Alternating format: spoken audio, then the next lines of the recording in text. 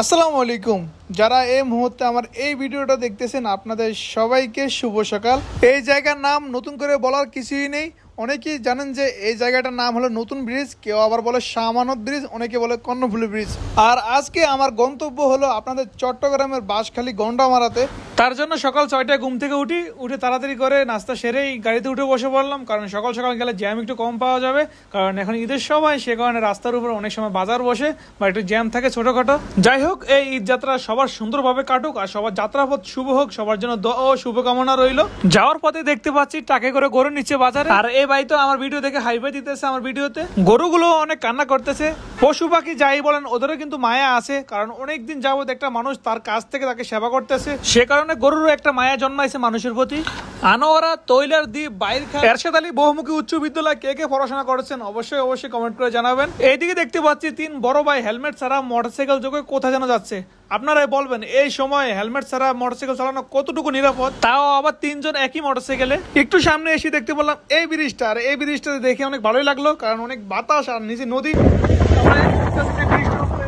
আপনার আনোয়ারা আর বাঁশখালী তার মাঝামাঝি ব্রিজে। আসলে এই ব্রিজটা কোন সীমানা পড়ছে তা কিন্তু আমি জানি না, যদি কারো জানা থাকে জানাবেন। অনেকক্ষণ যাবত এই ব্রিজের উপর দাঁড়িয়ে বাতাসের পিল নিলাম, বেশ ভালোই লাগলো। কিন্তু আবার রওনা দিলাম আমাদের যে গন্তব্যের উদ্দেশ্যে। এই ব্রিজের ভিউটা আমার কাছে ভালোই লাগলো, সাথে আকাশটা জোশ এক কথায়।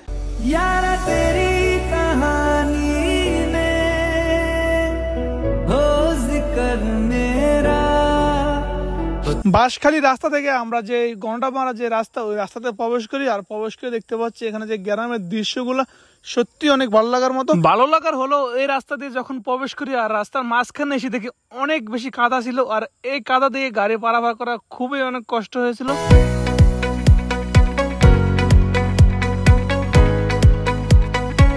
আগে ঠিক একটা বাজার পরে, বাজারটা পার হয়ে দেখি গন্ডামারার আগে একটা ব্রিজ, আর ওই ব্রিজে অনেকক্ষণ দাঁড়িয়ে একটু রেস্ট নেই, তারপরে আবার রওনা দেয় গন্ডামারার উদ্দেশ্যে।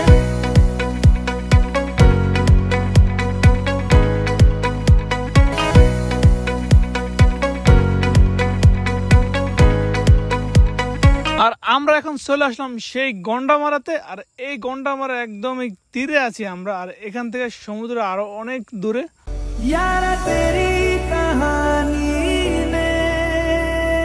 সমুদ্র যেমন আমার কাছে ভালো লাগে দেখতে, তেমন আপনাদের কাছে অবশ্যই ভালো লাগে। তো যখনই সময় পাবেন তখন এই সমুদ্রের তীরে ঘুরতে চলে আসবেন।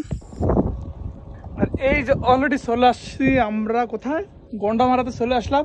আর এই গন্ডামারার এই জায়গায় ওই দেখা যাচ্ছে সমুদ্র, আর আমরা একবার ঠিক সমুদ্রের তীরে আছি।